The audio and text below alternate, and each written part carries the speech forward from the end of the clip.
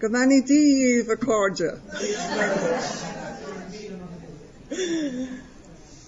It is really wonderful to be here, to feel so at home, to see so many friendly faces, and to know that you are all as committed to the future of the earth as Mark and I are. The title, Exploring Earthiness, will be explained later on in what I have to say. But I want to begin with a quotation from St. Augustine, who, the last time I wrote about Augustine From Apocalypse to Genesis, I took a very different view of his writings on original sin, for instance. But like all of us, he is a mixture of what we find inspiring and what we find dispiriting. But this sentence of his is really very, very pertinent. He wrote, "The earth is our big book in which we read as fulfilled what we read as promised in the book of God." When Augustine wrote this in the 4th century, he was pointing out that while the texts of Scripture are a trustworthy witness to the truth for those who, like himself, could read them, God's big book, Earth itself, is open for everyone to read. Indeed, God's relationship with all earthly creatures is proclaimed, as Augustine said, in the opening sentence of Scripture. "In the beginning, God created heaven and earth, and God saw all that was made, and it was very good." The world around us, with its species diversity, beauty, complexity, and fruitfulness, provides us with a true account of the relationships between ourselves and God, and between God and all earthly beings. Or more precisely, in today's terms, the ultimate sacred community is Earth within the universe itself. It offers each of us as much of the truth about our relationship with God as we are able to grasp. That truth is open to all within it, not just to those men who, like Augustine, could read the story of God's dealings with particular individuals and groups in the Bible, or those today who can decipher the scientific codes underpinning Earth's evolution. In much the same way, Augustine's handwritten Latin version was readable only by a very small minority, wealthy enough to own a text and educated enough to read it. So he made the important point that knowledge of God is primarily revealed in the natural world, and so is accessible to everyone, literate and non-literate, scientist and indigenous people, women and men, human and other than human alike, each according to its kind. For all are gifted with life by a God who sees them all as very good. Among Christians today, however, the written biblical text and commentaries on it have gained such religious and cultural ascendancy that we often ignore or may even dismiss the revelatory content of the natural world. This narrowing down of our religious perspective has not only blinded us to the revelatory character of Earth, over time, it has closed our minds to everything in the Bible other than what is interpreted as the history of salvation, or more precisely, of human salvation, and among humans, the salvation only of a chosen few. This has blinded us to the all-encompassing history of God's relationship with earth and with all its creatures. This blindness for which Job was rebuked by God. But ask the beasts, and they will teach you, or the birds of the air, and they will tell you, or the plants of the earth, and they will teach you, and the fish of the sea will declare to you. Who among all these does not know that the hand of the Lord has done this? In God's hand is the life of every living thing and the breath of all humankind.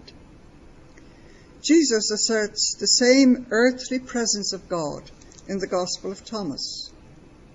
If they tell you, look, this presence, God's kingdom, is in the skies, remember, the birds who fly the skies have known this all along. If they say, it is in the seas, remember, dolphins and fish have always known it. It is not apart from you. It dwells up within each and surrounds all. Confidence in the same all-embracing vision of God's presence is evident in an account of Patrick's conversion of the daughters of the High King of Tara. When they questioned him, I love this, women questioning Patrick, about who the new God on the block is and where this God dwelt, Patrick replied, our God is the God of all human beings, the God of heaven and earth, of sea and river, of sun and moon and stars, of the lofty mountain and the lowly valley, the God above heaven, the God in heaven, the God under heaven. This God dwells in heaven and earth and sea and all that is in them, inspires all, quickens all, dominates all, sustains all. Our God lights the light of the sun, puts springs in the dry land, and has set stars to minister to the greater lights. The gradual loss in Christian Europe of this immediate sense of a universal divine presence was accelerated by the transition from an oral to a literate culture. The individual's gaze became focused on written words rather than the natural world. That narrow focus shrank our vision of God from one accessible to every creature according to its kind, to one confined within written texts, whose words and meanings were accessible only to a small number of learned men.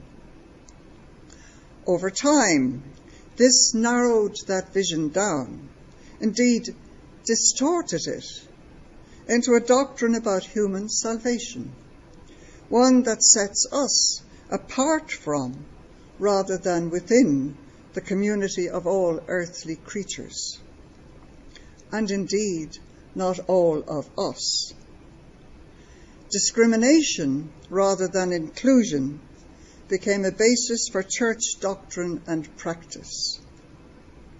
In cultivating unity, I looked at the gulf between this vision and that of Jesus, at how Jesus' own understanding of the presence of God within each and surrounding all inspired his immediate followers to cultivate their oneness with all living creatures, among themselves as well as with non-Jews, Roman citizens, and every living creature. For the apostles came to realize that by virtue of the one God creating all, that oneness already exists within the whole of creation. How has the loss of this vision of the one God affected our idea of earth, and so affected our relationship with earth?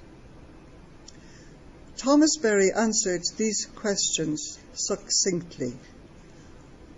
If a resplendent world gives us an exalted idea of God, he said, a degraded world gives us a degraded idea of God.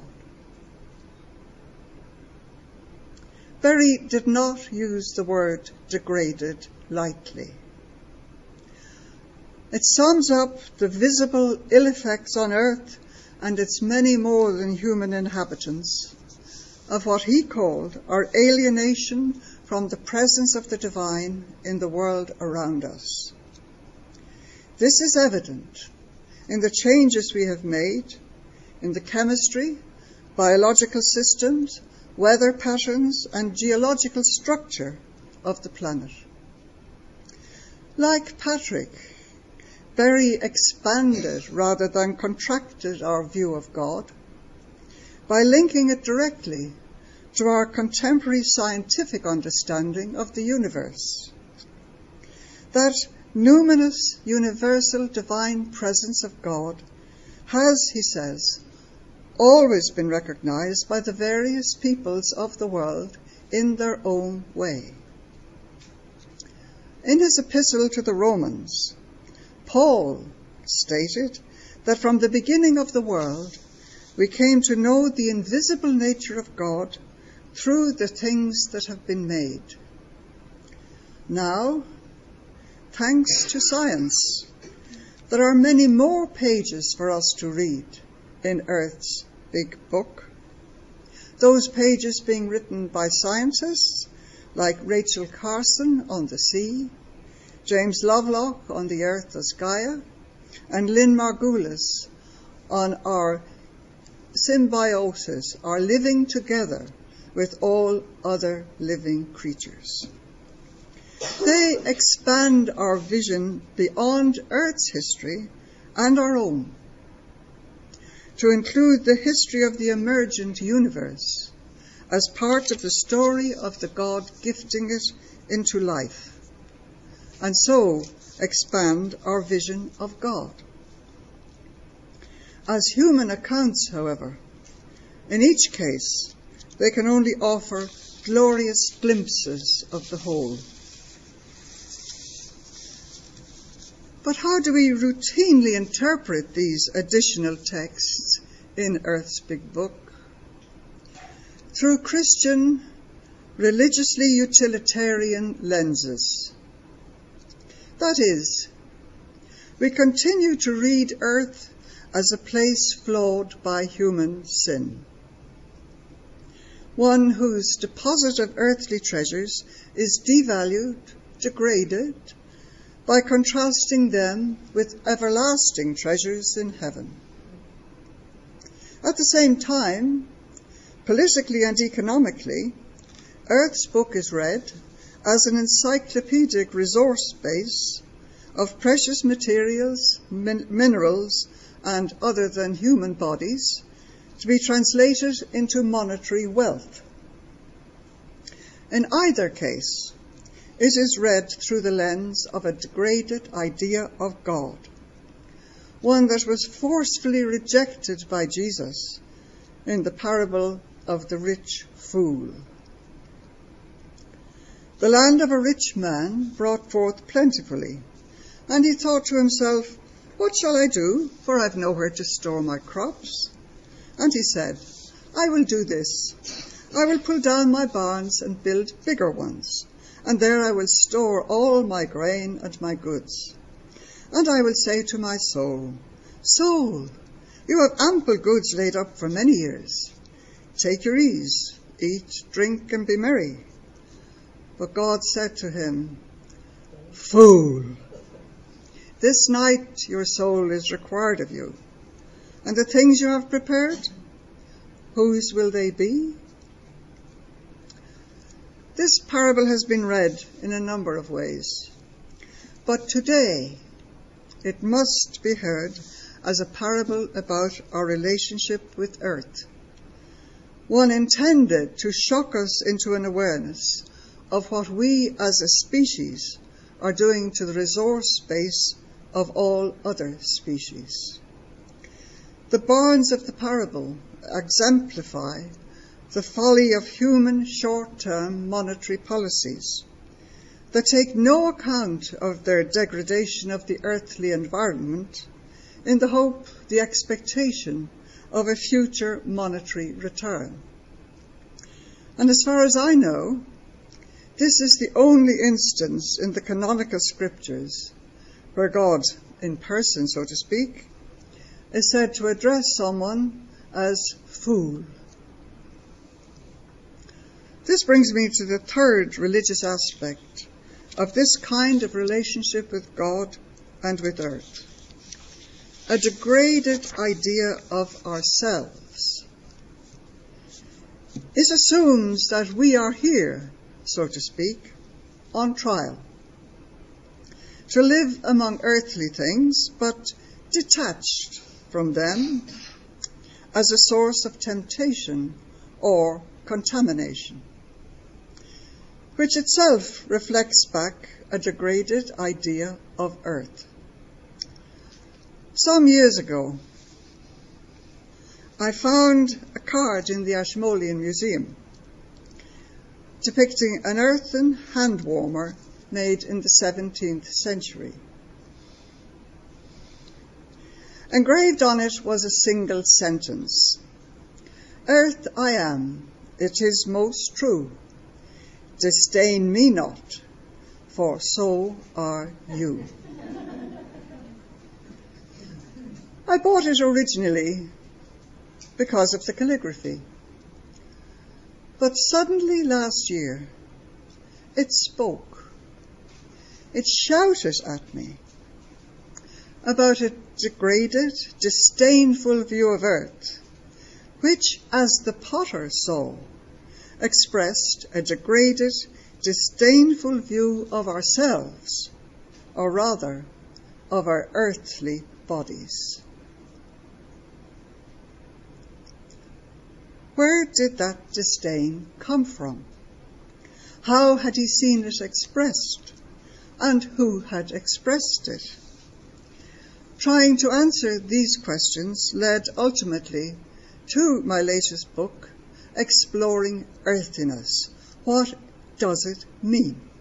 What did it mean then? What does it mean now?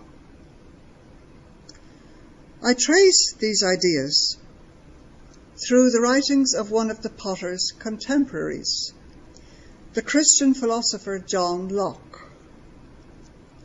He was one of the most influential figures in 17th century British and American colonial history.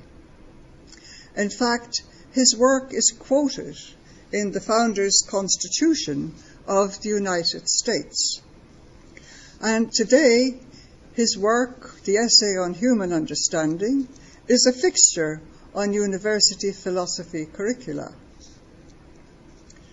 He concentrated attention on the distinguishing characteristics of soul and of reason given to men, and I mean men only, and so did he, by God. These characteristics, he said, entitle men to treat earth and all its more than human creatures, my term, not his, as man's property. That concept he used to describe as them existing only to be used for man's profit, especially monetary profit. The distinctive characteristics of soul and of reason he attributed to some of us appeared and continue to appear to give them the right to use Earth's resources in ways that degrade and ultimately destroy the lives of its most vulnerable inhabitants, human and more than human alike. And of course, when you think about that, and in the book I trace how these concepts about property actually affected the world globally from then on. You have to ask yourself, what is rational about such behaviour, now that we can see its end result? And yet this quality of reason and the attribution of a soul to the human person only is supposed to be the motivation or the qualification for our behaving like that. So there's a nice paradox. Such thinking has allowed us to assume that Earth exists for us to use for our own ends, or more precisely, for those ends sanctioned by the most powerful among us. If challenged, this thinking is justified on the grounds that we can or may do this because the human mind alone has the power to discern and then pursue its own interests above those of all other species.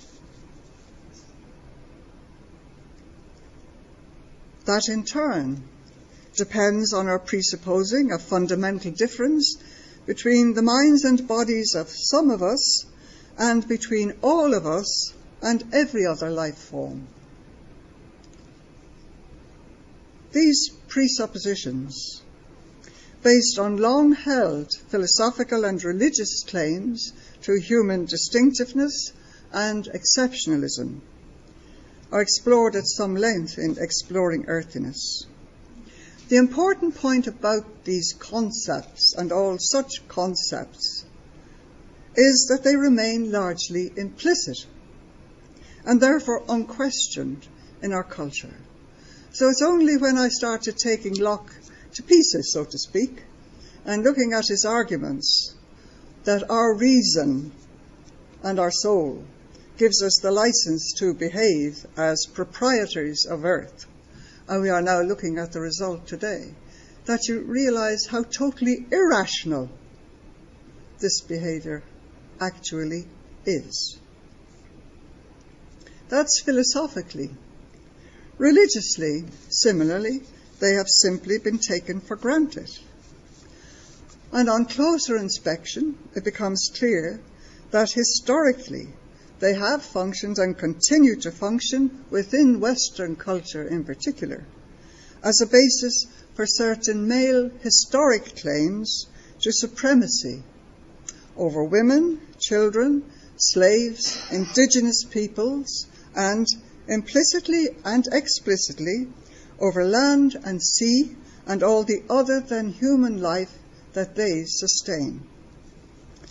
Now, while there has been some headway in redressing the effects of these claims in regard to interhuman relationships, the underlying assumption for their unquestioning acceptance in regard to our own earthiness became clear to me when, after Rio, that's 20 years ago, I'm talking about the conference in 1992, I came back from Rio with a copy of the Indigenous Peoples' Declaration of Interdependence, and I presented that to a conference hosted by a Christian community. Its opening statement, "We are Earth, the people, plants and animals, rains and oceans, breath of the forest, and flow of the sea," was met with shufflings, murmurs, and finally open rejection. We're not Earth. We're human beings. We have souls. This cultural self-perception was then reluctantly qualified into modified versions and mutterings, such as, we live on Earth and belong to it while we're here, but we really belong in heaven.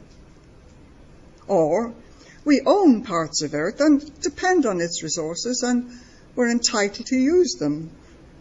Or simply, God gave us Earth to use for our support and benefit. In fact, In Genesis, the last command that God gives Adam and Eve, you see, we've been so taken up with this supposed sin and all the rest of it that we don't actually notice what God says. In chapter 3, verse 31, I think it is, the best translation of the Hebrew is, serve the earth from which you were made. So against that, we have the kind of self-understanding that boils down at that conference to variations on we alone have souls and minds and intellects that set us apart from or distinguish us from or raise us above all earthly creatures. Now, at that time, 20 years ago, I didn't assume, nor would I today, that these reactions followed from a close reading of John Locke. In fact, as a devout Christian, he merely reinforced assumptions that have underpinned our culture for so long that they have not only structured our interactions and relationships with the more than human world, they have supported working relationships between us that at various times in Western human history allowed and still allow some of us to degrade other humans through racial, hierarchical and sexist cultural assumptions about them. This hierarchical cultural paradigm has become an industry now called genealogy, focused on who we think we are. In total isolation from any sod on which we may have stood or walked or anything else or depended, who we are rather than what we are. This reinforces distinctions between ourselves and all other creatures and justifies claims to our entitlement to and unrestricted use of this or that part of Earth's resources. And this holds sway more than a century after our supposed acceptance of Darwin's own findings about the earthly origin of all species, exposed the underlying falsity of such claims. He concluded that while this planet has gone cycling on according to the fixed law of gravity, from so simple a beginning, endless forms, most beautiful and most wonderful, have been and are being evolved. Most beautiful and most wonderful. This evokes a resplendent idea of God, of earth, and of ourselves.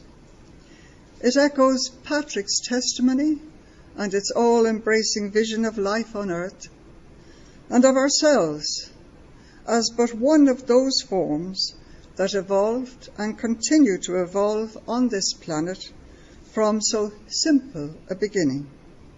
Although, from our present scientific perspective, Darwin's description of that beginning as simple appears a slight understatement. The important point here is that while Darwin's declaration of our simple earthly beginnings and its global implications for humanity have been largely scientifically ratified and intellectually argued for and accepted as part of the Western cultural realm of ideas, its significant, indeed, although it's implicit, rejection of a self-image based on human exceptionalism is in direct conflict now with our inherited religious and cultural understanding of who and of what we are. And Teilhard de Chardin diagnosed both the problem and the solution when he said, Blessed be you, mighty matter, irresistible march of evolution, reality ever newborn. You who, by constantly shattering our mental categories, force us to go ever further and further in the pursuit of truth. The problem is, quite simply, that of consistently shattering those mental categories in regard to ourselves, of questioning their truth, when the truth now pursued through science takes us deeper and deeper into analysis, dissections and breakdowns of the atomic structure of life itself.